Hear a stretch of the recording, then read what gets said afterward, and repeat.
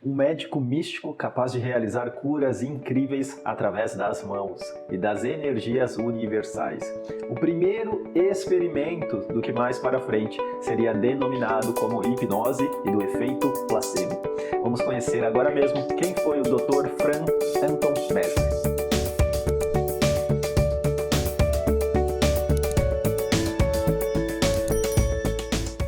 Mesmer nasceu em 1734 na Alemanha e depois de passar toda a infância estudando em mosteiros e escolas jesuítas, Mesmer se matriculou na Universidade de Viena, onde cursou Direito e em seguida Medicina, onde influenciado pelas ideias do grande Isaac Newton a respeito do papel dos corpos celestes nas marés do oceano, em 1766 publicou uma tese sobre a influência dos planetas no corpo humano. A dissertação de Mesmer sugeria que a atração gravitacional dos planetas influenciava a saúde humana e que afetava diretamente um fluido invisível encontrado em todo o corpo humano. Era muito comum naquela época a palavra energia ser mencionada como fluido.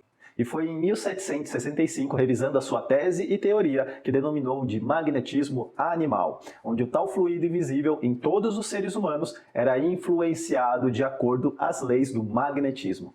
A teoria de Mesmer afirmava que todas as pessoas tinham um fluido magnético invisível correndo por todo o seu corpo, muito semelhante à eletricidade. E tal fluido, segundo Mesmer, poderia ser ativado e manipulado por qualquer objeto que foi magnetizado. E para Mesmer, a doença era, portanto, um bloqueio do fluido invisível corporal. E esse bloqueio poderia ser facilmente quebrado através de objetos magnetizados. Com o passar do tempo, o próprio Mesmer reformulou a sua teoria e removeu a necessidade dos usos de ímãs ou objetos magnetizados e passou a se tornar o próprio objeto magnético, onde afirmava que qualquer indivíduo forte o suficiente poderia obter os mesmos resultados terapêuticos apenas passando as mãos sobre o corpo de um paciente.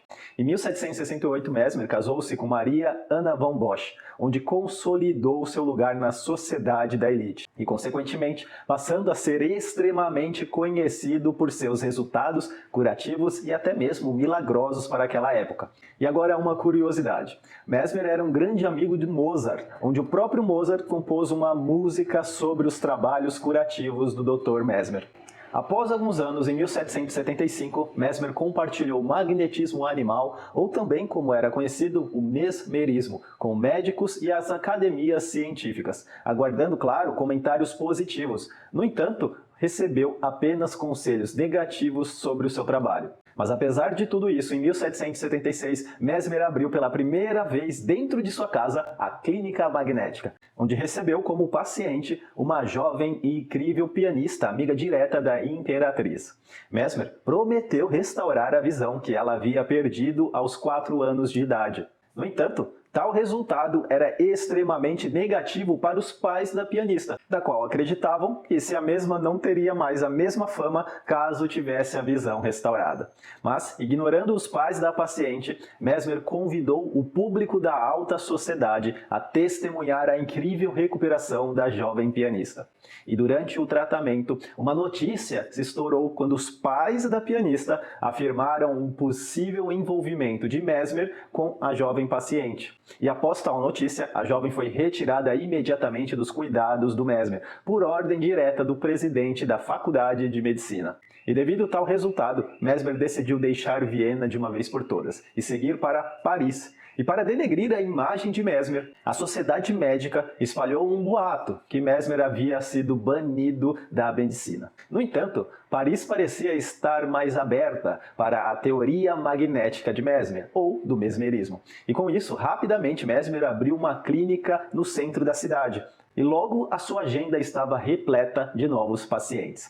E devido à grande demanda por seu passe magnético, Mesmer magnetizou uma árvore no jardim de sua clínica e direcionava os pacientes a tocar na árvore e ser curado completamente de suas enfermidades. E agora uma outra curiosidade a respeito da sala terapêutica de Mesmer, é que a mesma era ricamente decorada por objetos místicos e uma iluminação realmente baixa. O ar se misturava a diversas fragrâncias de incensos e ao fundo, notas estranhas e ritmadas eram emanadas de um instrumento que replicava o som de toques de copos de vidro. Em suas sessões curativas, Mesmer, com traje similar a um mago, da qual vemos em filmes, realizava movimentos teatrais com as mãos. E após um rápido toque no paciente, era muito comum ataques de risos, ataques de choros, convulsões, gritos e etc. Alguns pacientes relatavam dor e formigamento exatamente no ponto onde Mesmer realizava o toque. Com o tempo e o grande sucesso de Mesmer, os resultados obtidos estavam destinados a renovar totalmente a medicina, que mesmo com certos avanços, ainda se encontravam completamente arcaica naquele momento.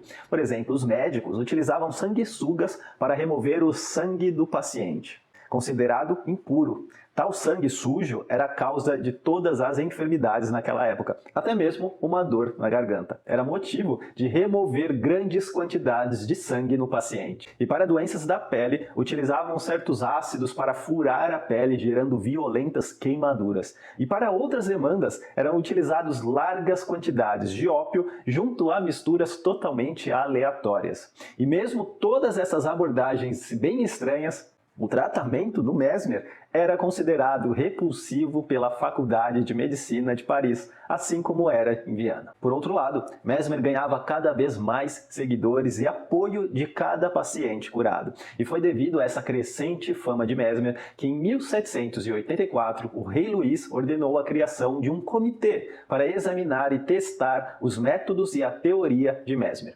O comitê incluía o inventor Benjamin Franklin, o astrônomo Jean Bailly, o químico Antônio Lavoisier e o médico inventor da guilhotina Joseph Guillotin. O exame foi realizado através de 3 árvores, onde apenas a última foi magnetizada. No entanto, para os pacientes foi dito que a primeira tinha sido magnetizada. E o que ocorreu em seguida?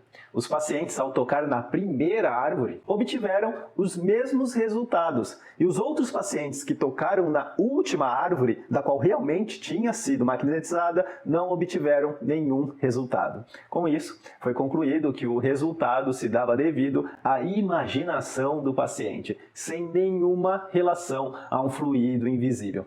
E diante a tal conclusão, associaram o magnetismo animal, ou mesmerismo, ao ocultismo e à cura pela fé. E, consequentemente, Mesmer foi taxado como um grande charlatão e banido de vez do conselho médico. Devido a tal repercussão, Mesmer deixou a cidade e viveu em uma espécie de exílio.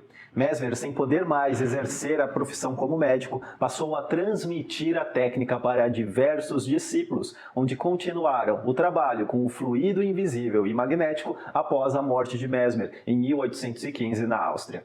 Um fato muito importante a se destacar agora é que em 1831, a Academia de Medicina aprovou um relatório em favor do magnetismo animal, associando os benefícios aos processos imaginativos a favor da cura.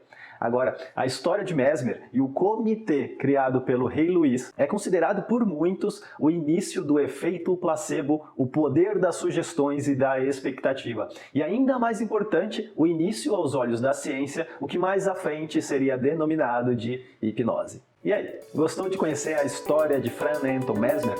Escreve aqui embaixo nos comentários quem mais que fez grande história no mundo da hipnose e que você gostaria de ver por aqui.